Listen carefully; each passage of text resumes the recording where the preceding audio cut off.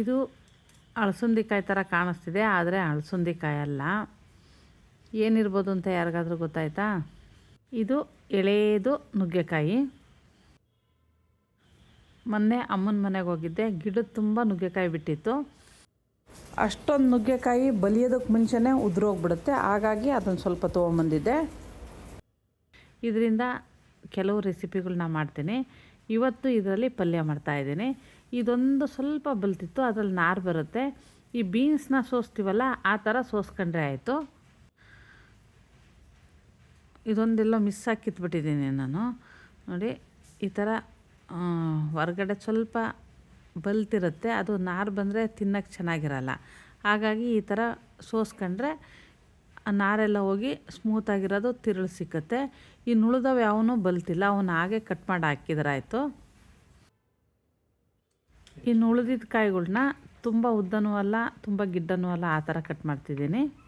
ಈಗ ಮಾಡ್ತಿರೋ ಪಲ್ಯನ ರೊಟ್ಟಿ ಚಪಾತಿ ಜೊತೆ ಅಥವಾ ಅನ್ನ ಸಾರು ತಿನ್ನಬೇಕಾದ್ರೆ ಜೊತೆಯಲ್ಲಿ ಸೈಡ್ಗೆ ನೆಂಚ್ಕೊಂಡು ತಿನ್ನಲಿಕ್ಕೇನೂ ಆಗುತ್ತೆ, ಆ ಥರ ಮಾಡ್ತಿದ್ದೀನಿ.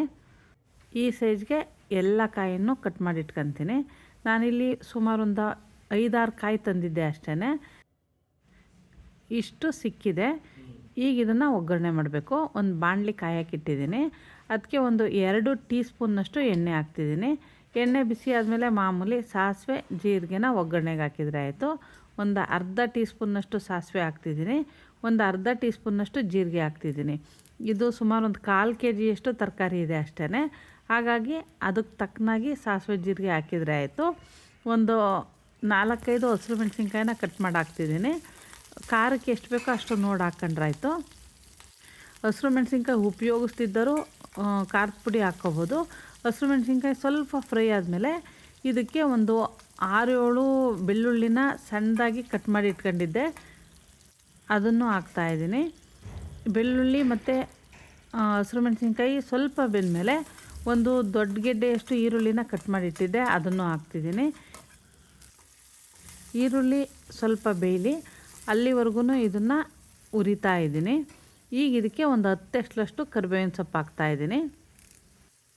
ಅಮ್ಮನ ಮನೆ ನುಗ್ಗೆ ಗಿಡದಲ್ಲಿ ತುಂಬ ಕಾಯಿ ಬಿಟ್ಟಿತ್ತು. ಒಂದೊಂದು ಸಣ್ಣ ಕಡ್ಡಿನಲ್ಲಿ 10-15 ಈಚಿತ್ತು. ಅಷ್ಟೂ ಬಲ್ತು ತಿನ್ಲಿಕ್ಕೆ ಸಿಕ್ಕಲ್ಲ, ಯಾಕೆಂದರೆ ಸ್ವಲ್ಪ ದಪ್ಪ ಆದಮೇಲೆ ಕೆಲವೆಲ್ಲ ಉದುರೋಗ್ಬಿಡ್ತವೆ. ಹಾಗಾಗಿ ಒಂದೊಂದು ಕಡ್ಡಿನಲ್ಲಿ 1-2 ಕಿತ್ತು ಸ್ವಲ್ಪ ಉಳಿದಿದ್ದ ಕಾಯಿ ಬಲಿಯೋಕ್ಕೆ ಬಿಡಬೇಕು. ಹಾಗಾಗಿ ನಾನು ಎಕ್ಸ್ಟ್ರಾ ಇರೋ ಅಂಥ ಕಾಯಿಗಳ್ನ ಅಲ್ಲಲ್ಲೇ ಕಿತ್ತು ತೊಗೊಂಬಂದು ಪಲ್ಯ ಮಾಡ್ತಾಯಿದ್ದೀನಿ.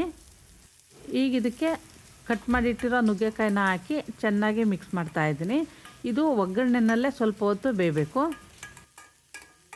ನುಗ್ಗೆ ಗಿಡದಲ್ಲಿ ಹೂವು ಜಾಸ್ತಿ ಇದ್ರೂ ಅಷ್ಟೇ ವೇಸ್ಟ್ ಮಾಡ್ದಂಗೆ, ಅದು ಗಾಳಿಗೆ ಬಿದ್ದು ಹಾಳಾಗ್ದಂಗೆ ಕೆಳಗಡೆ ಒಂದು ಪೇಪರು ಅಥವಾ ಬಟ್ಟೆ ಹಾಕಿ ಬಿದ್ದ ಹೂಗಳ್ನ ಆರಿಸ್ಕೊಂಬಂದು ಪಲ್ಯ ಮಾಡಿದರೆ ಟೇಸ್ಟು ಚೆನ್ನಾಗಿರುತ್ತೆ, ಆರೋಗ್ಯಕ್ಕೂ ಒಳ್ಳೆಯದು. ಈಗ ಇದಕ್ಕೆ ಒಂದು 2 ಟೊಮೊಟೊನ ಕಟ್ ಮಾಡಿ ಹಾಕ್ತಿದ್ದೀನಿ. ಈ ಟೊಮೊಟೊ ನೀರು ಮತ್ತು ಈರುಳ್ಳಿ ಇದ್ರ ನೀರಿನಲ್ಲೇ ಇದು ಬೇಯ್ಕೊಳ್ಳುತ್ತೆ, ಆದರೆ ಒಂದೊಂದು ಸಾರಿ ಸಾಕಾಗಲ್ಲ. ಹಾಗಾಗಿ ಇದಕ್ಕೆ ಬೇಯಲಿಕ್ಕೆ ಅಗತ್ಯವಾಗಿರೋದು ಸ್ವಲ್ಪ ನೀರು ಹಾಕಬೇಕು, ತಳ ಹಿಡಿಯುತ್ತೆ ಅಂತ ಅನಿಸಿದರೆ. ಈಗ ಇದರಲ್ಲಿ ಸ್ವಲ್ಪ ನೀರಿನಂಶ ಇತ್ತು, ಹಾಗಾಗಿ ಸಣ್ಣುರಿ ಮಾಡಿ ಇದಕ್ಕೆ ಬಾಯಿ ಮುಚ್ಚಿ ಸ್ವಲ್ಪ ಹೊತ್ತು ಬೇಯಲಿಕ್ಕೆ ಬಿಡ್ತಾಯಿದ್ದೀನಿ. ಈಗ ರುಚಿಗೆ ಬೇಕಾದಷ್ಟು ಉಪ್ಪು ಹಾಕ್ತಿದ್ದೀನಿ. ಒಂದು ಅರ್ಧ ಟೀ ಸ್ಪೂನ್ನಷ್ಟು ಉಪ್ಪು ಹಾಕ್ತಿದ್ದೀನಿ. ಸ್ವಲ್ಪ ಅಂದರೆ ಇದು ಬೇಯಲಿಕ್ಕೆ ಎಷ್ಟು ಬೇಕೋ ಅಷ್ಟು ನೀರು ಹಾಕ್ತಾಯಿದ್ದೀನಿ. ನುಗ್ಗೆಕಾಯಿ ಎಳೆದಿರೋದ್ರಿಂದ ತುಂಬ ಬೇಗ ಬೇಯುತ್ತೆ.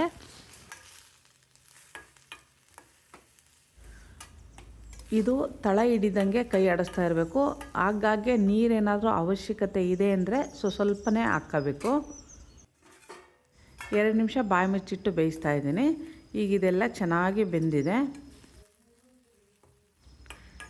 ತೀರಾ ಮೆತ್ತಗೆ ತರಕಾರಿ ಬೆಂದರೆ ರೊಟ್ಟಿ ಜೊತೆ ತಿನ್ಲಿಕ್ಕೆ ಚೆನ್ನಾಗಿರಲ್ಲ, ಹಾಗಾಗಿ ಹದವಾಗಿ ಬೆಂದಿರಬೇಕು.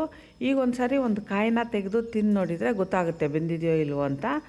ಬೆಂದ ಮೇಲೆ ಇದಕ್ಕೆ 1 ಬಟ್ಲಷ್ಟು ಕಾಯಿ ತುರಿ, 1 ಬಟ್ಲಂದರೆ ಒಂದು 2-3 ಟೇಬಲ್ ಸ್ಪೂನ್ನಷ್ಟು ಬರುತ್ತೆ. ಸ್ವಲ್ಪ ಸಾಂಬಾರು ಪುಡಿ, ನಾನು 1 ಟೀ ಸ್ಪೂನ್ನಷ್ಟು ಸಾಂಬಾರು ಪುಡಿ ಹಾಕ್ತಿದ್ದೀನಿ. ಮೆಣಸಿನ್ಕಾಯಿಂದು ಖಾರ ಏನಾದರೂ ಸ್ವಲ್ಪ ಕಡಿಮೆ ಅಂತ ಅನಿಸಿದರೆ ಖಾರದ ಪುಡಿನ ಸ್ವಲ್ಪ ಹಾಕ್ಕೋಬೋದು. ಆದರೆ ನನಗಿಲ್ಲಿ ಖಾರ ಸರಿಯಾಗಿರೋದ್ರಿಂದ ನಾನೇನು ಖಾರದ ಪುಡಿ ಹಾಕ್ತಿಲ್ಲ. ಈಗೆಲ್ಲ ಚೆನ್ನಾಗಿ ಮಿಕ್ಸ್ ಮಾಡಿ ಮತ್ತು ಇದನ್ನು ಒಂದು ಸ್ವಲ್ಪ ಹೊತ್ತು ಬಾಯಿ ಮುಚ್ಚಿಟ್ಟು ಬೇಯಿಸಬೇಕು. ಮಸಾಲೆ ಎಲ್ಲ ಚೆನ್ನಾಗಿ ಹಿಡಿಯುತ್ತೆ, ಹಾಗಾಗಿ ಒಂದು 2 ನಿಮಿಷ ಇದನ್ನು ಬೇಯಿಸಿದರೆ ಒಳ್ಳೆಯದು. ಆಮೇಲೆ ತೆಂಗಿನಕಾಯಿ ಹಾಕಿರ್ತೀವಲ್ಲ, ಹಾಕಿದ ಮೇಲೆ ಸ್ವಲ್ಪ ಹೊತ್ತು ಬಿಸಿ ಮಾಡಿದರೆ ಬೇಗ ಪಲ್ಯಗಳು ಕೆಟ್ಟೋಗಲ್ಲ. ಈಗ ಪಲ್ಯ ತಿನ್ನಲಿಕ್ಕೆ ರೆಡಿಯಾಗಿದೆ. ಈಗ ಚೆನ್ನಾಗಿ ಎಲ್ಲ ಮಿಕ್ಸ್ ಮಾಡಿ ಸ್ಟವ್ ಆಫ್ ಮಾಡಿ ಒಂದು 10-15 ನಿಮಿಷ ಬಿಟ್ಟು ಉಪಯೋಗಿಸ್ಬೇಕು. ಎಳೆ ನುಗ್ಗೆಕಾಯಿ ಪಲ್ಯ ರೆಡಿ ಆಯಿತು. ಬಲ್ತಿರೋ ನುಗ್ಗೆಕಾಯಿನ ಹೀಟು ಅಂತ ಹೇಳಿ ಕೆಲವರು ತಿನ್ನಲಿಕ್ಕೆ ಅವಾಯ್ಡ್ ಮಾಡ್ತಾರೆ. ಈ ಥರ ಎಳೆ ನುಗ್ಗೆಕಾಯಿನಲ್ಲಿ ಹೀಟ್ ಅಂಶ ಇರಲ್ಲ, ಅಂದರೆ ಉಷ್ಣ ಆಗಲ್ಲ. ಈ ಥರ ಪಲ್ಯಗಳನ್ನ ಮಾಡ್ಕೊಂಡು ತಿಂದು ನೋಡಿ, ತುಂಬ ಚೆನ್ನಾಗಿರುತ್ತೆ. ಎಳೆ ನುಗ್ಗೆಕಾಯಿ ಸಿಕ್ಕಿದರೆ ನೀವು ಒಮ್ಮೆ ಈ ಪಲ್ಯನ ಟ್ರೈ ಮಾಡಿ ನೋಡಿ. ನಿಮಗೆ ಈ ರೆಸಿಪಿ ಇಷ್ಟ ಆದರೆ ಲೈಕ್ ಮಾಡಿ, ಶೇರ್ ಮಾಡಿ. ನನ್ನ ಚಾನಲ್ಗೆ ಸಬ್ಸ್ಕ್ರೈಬ್ ಆಗದಿದ್ದರೂ ಸಬ್ಸ್ಕ್ರೈಬ್ ಆಗಿ. ನಮಸ್ತೆ.